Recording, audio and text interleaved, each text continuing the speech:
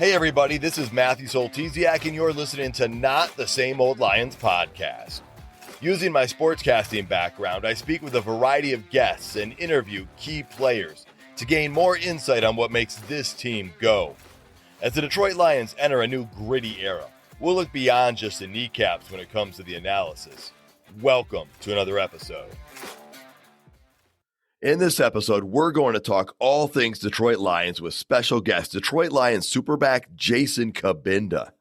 We'll talk about the many aspects of NFL life, including the major transition Jason made from the defensive side of the ball to the offense at the NFL level. We'll learn more about Jason as well as his firsthand experience of seeing the Detroit Lions transform during his 5 years with the organization, as well as his work back from injury this year and the team's success this season. Let's get to it, Lions fans. Hi, everyone. This is Herman Moore, and you're listening to Not the Same Old Lions podcast. Jason, thank you so much for joining the show today. It's a thrill to have you here. I appreciate you taking the time. Of course, man. I appreciate you having me on. So, Jason, just so the listeners know a little bit about your background, I want to mention that you were a linebacker in college at Penn State. You came into the NFL playing that same position, first with the Raiders and then with the Detroit Lions. And in your second season in Detroit, you transitioned from linebacker to fullback. And that's the position you play today, as well as a main contributor on special teams. And some people simply refer to you as a superback. And let's back up. How did that position switch from linebacker to fullback come about? Yeah, there was a team need. We had a fullback on the roster, but he was hurt. They're kind of unsure if he was going to be able to perform that year because he had a knee that was going on. And I used to joke around with our running backs coach because we always joke around, talk a little smack to each other. And I was like, man, you guys need some more dogs on the offensive side of the ball, and just messing around. And he was like, all right, like, why don't you come over here and try fullback or whatever? And I was like, all right, like, okay, you know what I'm saying? Next practice, I came in and did some drills at fullback, a little inside run drills, and I smacked a couple linebackers, and they were like, whoa, like, we might have something here, like, I was always known for being real physical, when I was playing linebacker, so I felt like they knew the physicality aspect of playing the fullback position I'd be able to handle very well. And by the end of that training camp, I had won the job, and, I haven't really looked back since. Now, that's pretty incredible because you talk about what it takes for people to spend years learning a position in football. And at the professional level, you made the transition. What was the most difficult part of making that switch? Yeah, I was nervous at first, no doubt. Obviously, you see that as a rare guy, switches positions, especially at this level. So that was really my main concern was like, can I really, do this at this level and switch positions? Am I going to be okay and all that? But honestly, playing linebacker and having that background of and knowledge of defenses, et cetera, really helped my transition, really helped me to be able to see certain things, pre-snap or know what the defenses was in or how linebackers were going to fit me in the run game and things of that nature. And I think that really helped me a ton in my transition. That's a really good insight that I didn't think about. The fact that you knew the defense so well, it gave you an extra leg up from that offensive position. Yep, no doubt. Now, you do some blocking on offense, and so you still do get to deliver some hits, but you're not always blocking. And in general, going from defense to offense, you go from looking for the target to sometimes becoming the target. Talk about that adjustment. Yeah, and that's something I definitely had to work on. I had to work on my hands for sure. Something that I still work on, to this day. Running routes. I think that's really where that Superback, came from when they started putting me all kinds of positions on the offense, whether I was playing running back on third down or I was lined up as a tight end, lined up out wide, running routes, whatever the case may be. But, that offseason that I had first transitioned over to fullback, during that offseason, I was still training as a linebacker, assuming that I was still going to be playing linebacker that year. So that next offseason came around and I completely, switched everything that I was doing, all of my training, and really focused on offensive skills. And I felt like going into my fourth year, which is, I believe, my third season in Detroit, I feel like that's where I really started to gain my confidence because I had a full offseason under my belt of, running routes, catching the ball, taking all my steps, just really getting down to the fundamentals of the position and things of that nature, really putting in a lot of time to work into that. So coming into that next season, I felt a lot more comfortable than I did my first year. Now, that makes a lot of sense. Let's move to this season. Earlier this year, you were injured. You went to IR. You had knee surgery, I believe, in September. Did you know you were going to make it back, or was there some uncertainty in that timeline? Yeah, my knee was bugging a lot. I tore my PCL a couple of years ago, and it kind of been bothering me since then. And now I'd hurt it again this year, obviously. I wasn't sure. I wasn't sure if I was going to be able to make it back. I just knew that every single day was going to be a one day at a time type of deal.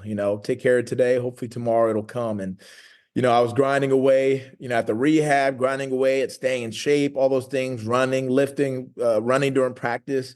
It took some time. It took longer, even necessarily than maybe I had expected. But I'm just happy I was able to make it back, and I'm able to, be a contributor on this run that we're making right now, man.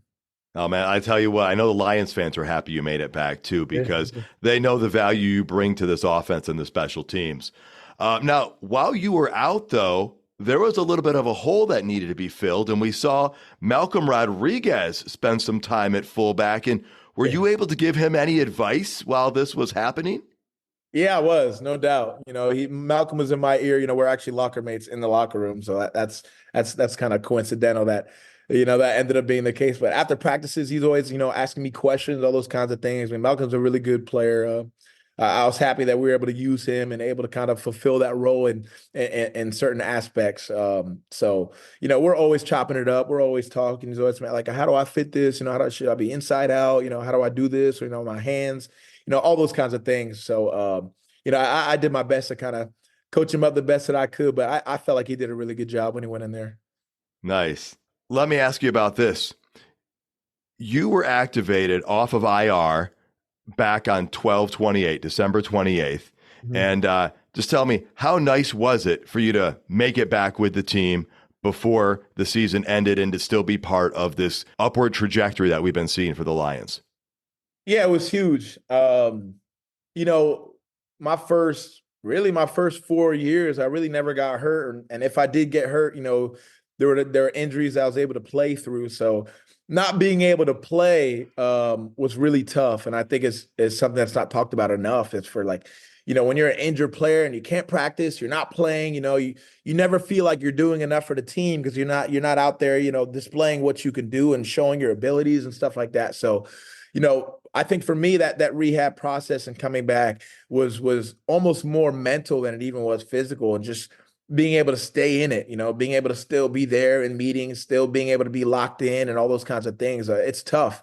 It takes a lot of mental grit, to endure that as an athlete and being injured. And, you're playing the sport that you love and you don't get to do what you love to do anymore and things of that nature. So it's definitely not an easy process. None that I wish on anybody. But, when I did get activated, I was super happy, man, to be able to be here for the past 5 years, and really seeing this turnaround, seeing it all from two different regimes to where we're at right now. I think it's such a blessing, because when you have tough times like that, you appreciate the sweet times that much more. And being able to get back and actually be a contributor on this team and, help this team have success, it means the world to me. That's awesome. Now, you mentioned, the mental part of the comeback. The Lions have been very active with their roster moves this year, and I haven't always followed it as closely, so I don't know if it's always like this, but it seems people are moving all the time, and you were one of those people. You went from the active roster to IR, to the active roster, to waived, to signed to the practice squad, to elevated to the active roster. I mean, when all those moves are being made, fans, they don't know what the end game is. They don't know what's going on behind the scenes. Is that just procedural? Is there dialogue going on with the coaches? Yeah, I think, I'm very, very fortunate to play for an organization that kind of keeps you in the loop when it comes to those kinds of things. I know for a fact that that's not always the case in many organizations. So I'm really thankful that I play for an organization that has, Dan Campbell and Brad Holmes, because I genuinely feel like in a business that can be really rough and very cutthroat on a lot of guys, I do genuinely feel like they do the best job they possibly can in their power to, do the right thing by players. And I really felt like they did that by me. But, at the same time, they also have to do, what's best for the team. And I feel like they do a really good job of that. So, they kept me in the loop in terms of how they were feeling about me and what they were thinking. I really appreciated that. And I know there are a lot of players who would appreciate that from their GM or their coach. So I'm thankful that I have that here. I was going to say, because that seems like it could be a stressful process if you don't know everything that's going on. Absolutely. No, there's no doubt about it. There's no doubt about it. Now, another thing I want to ask you about is there something about life in the NFL that maybe a lot of fans don't know about, but you're like, man, it'd be good for the average fan to know about this, or this would be an interesting thing that fans might not realize? Yeah, actually. I feel like a lot of fans assume that players live where they play, year round. I'm an example of a player who doesn't. I live in Fort Lauderdale in the off season, so I literally move my entire life twice every single year, which is tough. Obviously, as you may know, moving is annoying. The expenses that come with moving is annoying. Shipping your car, shipping all your stuff. I have a dog, so I gotta make sure my dog is good. All those kind of things. So there's a lot that goes on in the background in terms of just movement. Because obviously, it's not normal to just be moving back and forth that much, and mind you, moving your entire life, moving absolutely all of your stuff.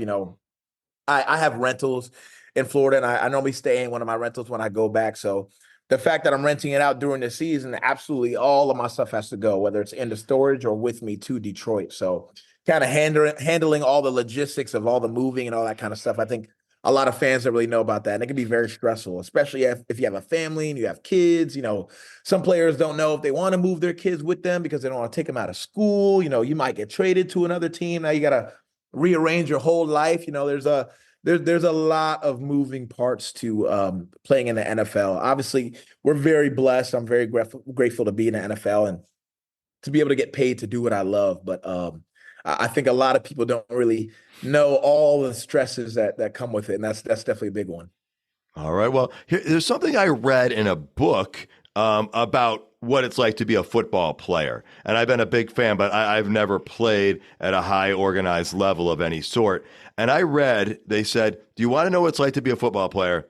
Go to the end of your driveway, close your garage door, and run into your garage as fast as you can and fall down. They said, okay, get up, go back, and do it 20 more times. That's what it's like to be an NFL player. Do you think that's a fair analogy? I don't think it's too inaccurate, especially at my position. But maybe instead of running into a steel garage door, you're maybe running into another car that's running at you just as fast. Awesome. I appreciate that insight. Yeah, that sounds tough. And as much as I love the game, man, I obviously am not built for the game the way you are. So let's talk about the backfield. In addition to being in the backfield, you've spent some time in the tight end room as well, I think. Yep. And two rookies that have really contributed this year are Jahmyr Gibbs from the backfield and Sam Laporta from the tight end room. Now, a lot of pundits were criticizing the early picks, especially of Gibbs early, but we've seen how special both of these players are. What do you think gravitated the Lions towards drafting and going after each of them? I mean, just watch the college tape. Honestly, when I saw that we picked Sam Laporta, I immediately went to go, look at his highlights. I'm like, all right, who's this kid? Let me see, what's his game, et cetera, et cetera. And I mean, when I turned on the tape, I was immediately like, okay, this kid's gonna make some noise. I mean, he had all the skills that you'd want at a tight end. Obviously, he comes from Iowa, which is a very tough organization. I think they put out really good blue collar players that really fit, a place like Detroit where we're all about grit, like you got there on your sweater there, So, when I just saw, the run after catch, the receiving skills, the willingness to block and put his body on the line. I mean, all those things, the route running, the hands. I mean, he's really got it all. And I'm really happy that this year he was able to put together the season that he has, because I mean that truly is the ability that he has in him. So I bet they're not too critical of those picks right now where we're standing. I agree with that.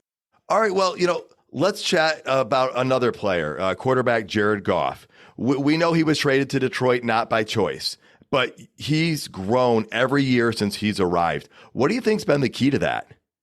I just really feel like, Jared has really stayed calm, cool, and collected. And he's just been a dude that's been on a mission, been a dude that's been on his business, day in and day out. I genuinely feel like all he cares about is getting better every single day. And when you have that type of mindset and you truly focus on just the process, you don't focus on end results, you just focus on the day to day and what you need to get done and the things that you need to do in order to have your success, that success will come. And I think that's what we're seeing with Jared here, is the fact that, he's just had his head down. He's had his head down. He hasn't been listening to the outside noise and whatever narratives and storylines they may have. Obviously we saw a ton of storylines this week with this Rams game and, Stafford coming back and the trade and all those things. But, Jared doesn't listen to any of that. He just focuses on what he needs to do. He just focuses on getting better, becoming a better quarterback every day. What he can do to be a better leader for us and how he can lead the offense better. And, you're seeing the results of that each and every week. That's awesome. I'm such a fan of his. I've often believed he's underappreciated, even early in the season, by some of the own Detroit Lions fans. And I think you saw it at that game on Sunday night when everybody was chanting his name, Jared Goff. And so I think that chapter's hopefully been closed. And so let's talk about the transition you witnessed in this team. You were here with the Lions before Sheila brought in Brad Holmes and Dan Campbell. Now, Yep. Every time a GM and a coach comes in, they're going to say, we're going to fix things, we're going to do it right, and we're going to be successful. But we know in the NFL that doesn't always happen, especially it hasn't happened in Detroit for a while. What did Brad and Dan do at the start to start changing things? I think it started first with the type of guys and the type of people really in general that, we have in our building. When it comes to the players, I mean, we have the type of dudes that truly love the game. I mean, truly love the game of football, would play for free, And when you have those type of guys, that love the game the way that they're supposed to, you'll have guys that'll run through a wall for you. And I think we generally have that just from a culture standpoint, guys that are accountable, responsible, leaders that work hard, that grind, don't complain, all of those things. So I just think that when it comes to the building and who's in it, I think we're just made up of the right stuff. And I think when it comes to that part of it, it's a non-negotiable for them. They don't care how talented you are. They don't care, how great of a player you are, whatever the case may be. If you don't fit who we are as a team, we're just made of the right stuff. I mean, I truly, genuinely believe that, they won't sacrifice it for anybody or any one player. And I think you can see that. And not only just that, but they're really genuine guys and the way they go about their business. I mean, even Dan, like that first year, I still remember, before games or during the preparations during the week, Dan was always telling us, look, we can't afford to shoot ourselves in the foot. We can't afford the dumb penalties. We can't afford, making the dumb mistakes or letting another offense have an easy touchdown. Those kind of we're not built to overcome those things. And he was honest in that type of way. And it showed in the film. When we did lose games, all we were doing was stopping ourselves. And at that time, we weren't the type of team to overcome those type of mistakes. So I just think the overall being genuine that they have in them, I think it shows, because when it comes to being genuine and those kinds of things, that's what you need for players to buy in. And if your players don't buy into what you're saying, if your players don't buy into your messages, it's not ever going to work. So I think that was the starting point when it came to them. All right. Well, if we're talking about buying in, I think there's a moment when everyone knew you were buying in. And I'm referring to that GIF, that little video part where you're in a team meeting and you have the most intense look. Can you tell us a little bit about that? I can't tell you the amount, especially, I think this was a Hard Knocks clip, right? I'm pretty sure. It was a Hard Knocks clip, yes. Yeah, it was a Hard Knocks clip. And I don't really watch that. I don't really watch that stuff, Hard Knocks or whatever. In my opinion, I'm like, I'm living it. So why do I, have to watch it or whatever? But I got friends, at home, family who watch these kinds of things. And I cannot tell you the amount of times I got sent that GIF, or even fans have sent me that GIF. Even now, they're like still using it to this day. So I thought that was a pretty funny moment. I think Dan was just, I mean, it was during training camp, so it's not like we was talking about a game, but I think we were just talking about, preparation, what kind of team we were going to be, who we are, our identity as a team. And I mean, you could see the look on my face, man. I was ready to run through a brick wall for Dan Campbell, and still am. So That is awesome. And yeah, it is a legendary GIF at this point. Let's talk about the word grit, right? It's on my shirt. You brought it up earlier. Coach Campbell brings it up. I personally love that word. I'm a high school teacher, and I always try to give life lessons to my students in addition to teaching the required curriculum. And so let me ask you, when did you first hear the word grit in the facility? You remember? really, as soon as they got in, I think as soon as they got here, the first time I came to the team meeting room, it was added to our wall inside of the team meeting room, in big, bold, all up on the wall with a little, definition under it and stuff. And I mean, that's who we are, man. That's what we're made of. I mean, if you don't have grit, I mean, you can't play for this team. And, that's how Brad and Dan feel. And I think, to me, grit is, there's a lot of people who do things when they want to do things. And I think grit is doing all of the things that you have to. And I think Dan and Brad hold us accountable to all of those things, to doing the things that we have to, whether we like it or not, whether we're tired, whether we're beat up, whether it has to be early or we got to stay later, whatever it is, we're going to do what we have to do because our goals mean too much, and we won't sacrifice any of the prerequisites for those goals. We just won't. So I think that's where grit comes from, man. That's kind of how we're defining it. That's an awesome definition, and one that I can get behind. Jason, this is your 6th season in the NFL. I mean, that in itself is a great accomplishment. What has been one of your keys to success? I think for me, it's really consistency.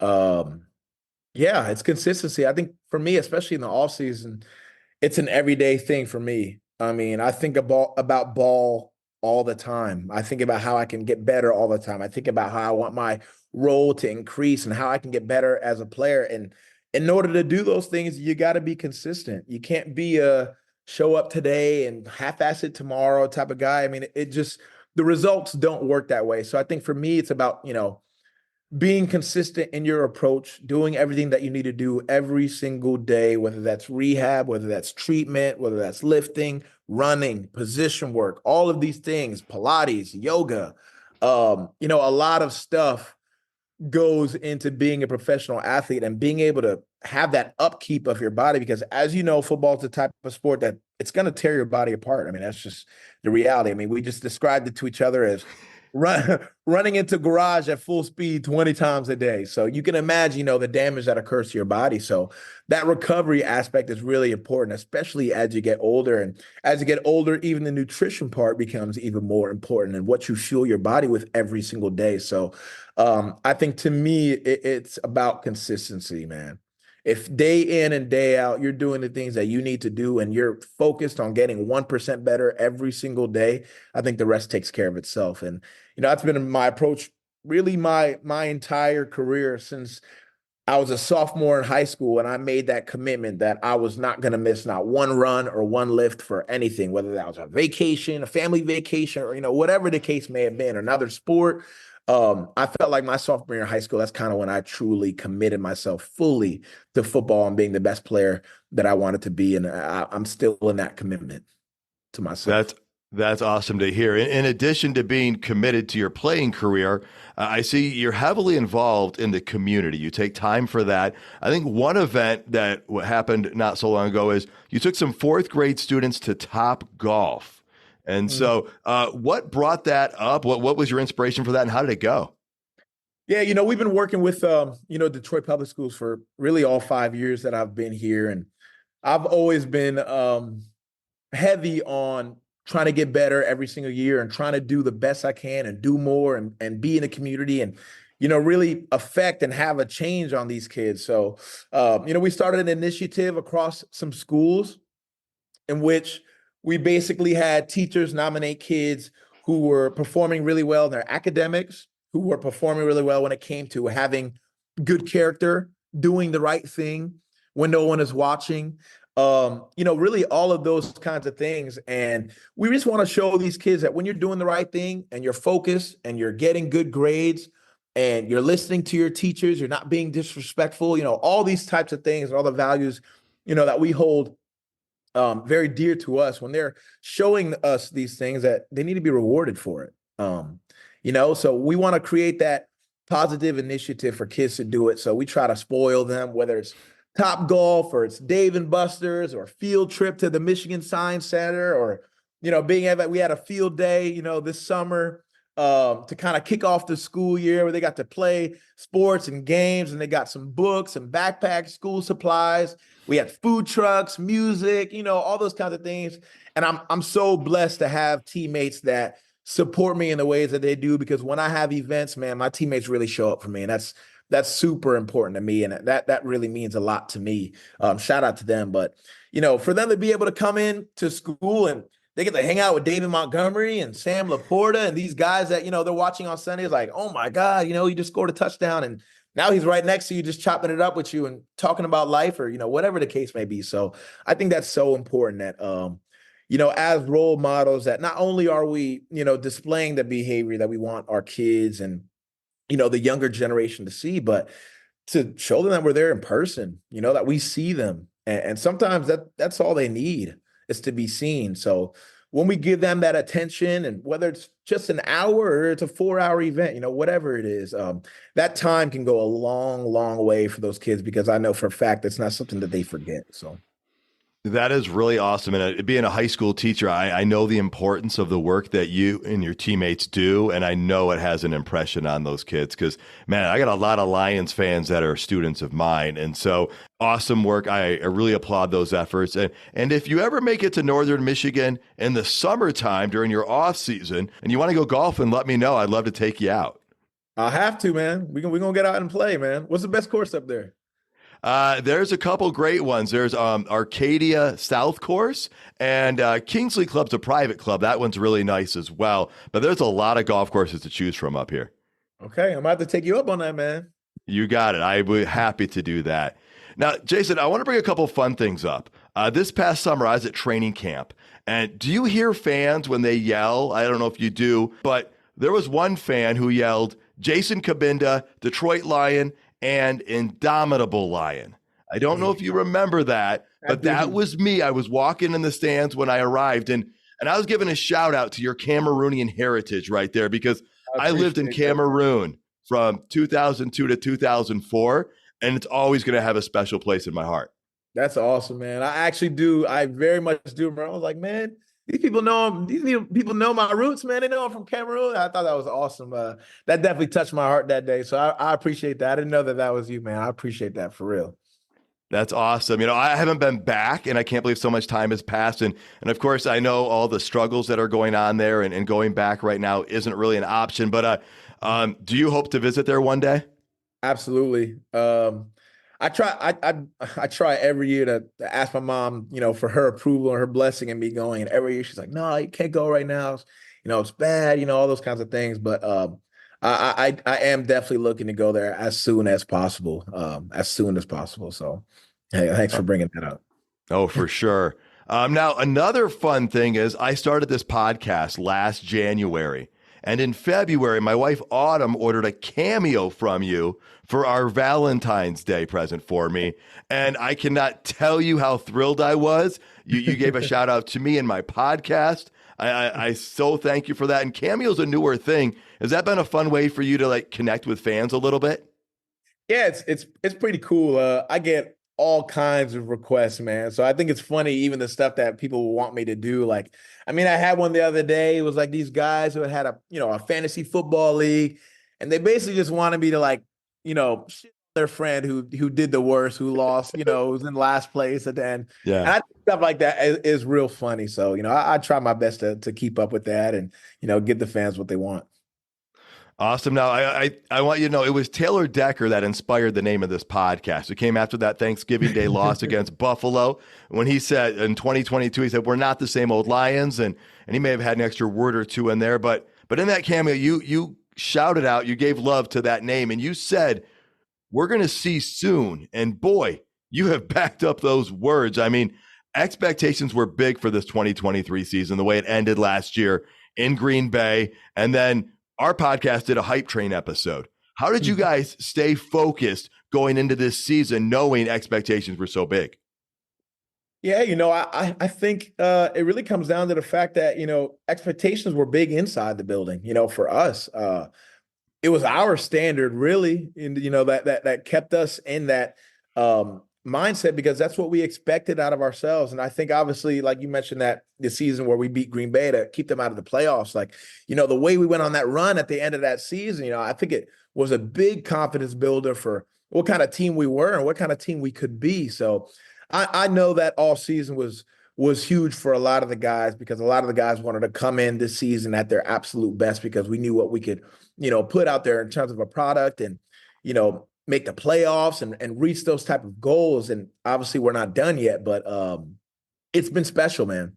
It's been a special season and the fans have been 100% behind us, man. This city's been dying for a winner.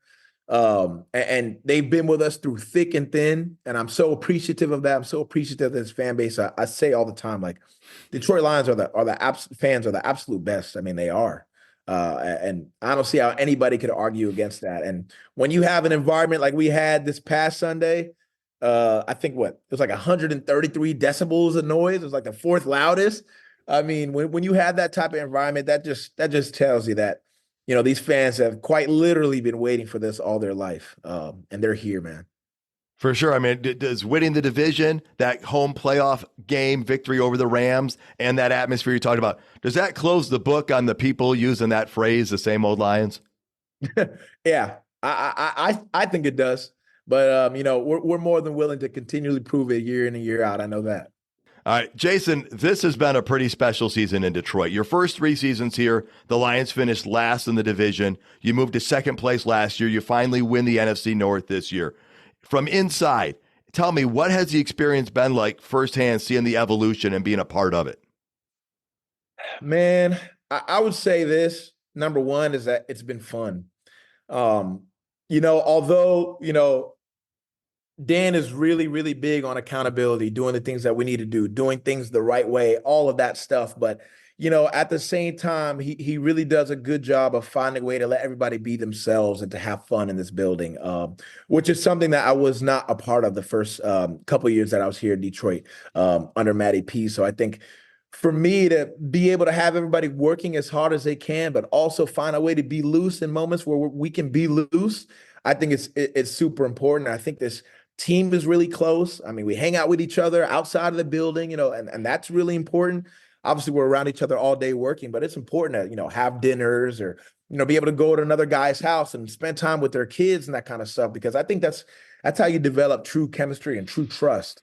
So I think you can tell week in and week out that, man, we just go out and we play for each other. And we say that, in the huddle, we say that before the games, man, do it for us, do it for each other, do it for the fans, do it for Detroit. I think that's the most important part. That's what's been so special to me. Awesome. Now, you talked about that decibel level being hit at Ford Field. What was that like for you in the field? Like, I was in the crowd, but I'm not in the middle where it's all focused. What was that like for you as a player? I was in awe, man. Honestly, I was in awe. I mean, it was so loud. They made it super difficult for Stafford and the Rams and their offense to get going, to get all their play calls. And I think they might have burned a couple of timeouts, literally just because Staff couldn't get the call to his helmet. So that's a credit to the fans and them, going in and making noise and screaming their heads off. All right. Now, I know before the season started, you talked about that ultimate prize, the Super Bowl, but I know once the season starts, you are a week-by-week focus, and that's how you guys succeed. I just have to ask, though, how big would it be if and when, be it this year or another year, the Detroit Lions finally make a Super Bowl and or win one? Say, man, like I said before, man, we got the best fans in the world. this city has been dying for a winner, and the city deserves a winner so bad. So I know for a fact that it would mean the absolute world to the city for us to win a Super Bowl. Awesome. This is Jason Cabinda, Detroit Lion, Indomitable Lion. Jason, thank you so much for joining this show. Thank you, man. It was great talking with you. And I'm going to leave you with my tagline. Stay gritty, my friend, and best of luck on Sunday.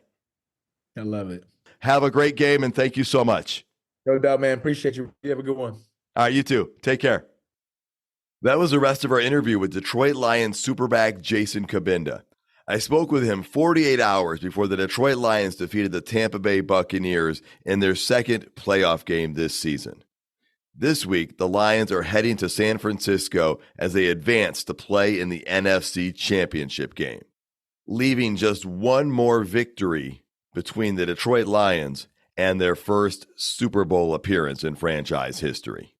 Thank you so much for tuning in, folks. You can find all the episodes at notthesameoldlions.com. If you're listening on YouTube, please hit that like button. While you're at it, tell your friends about the show and please subscribe regardless of your listening platform. Until next time, stay gritty, my friends.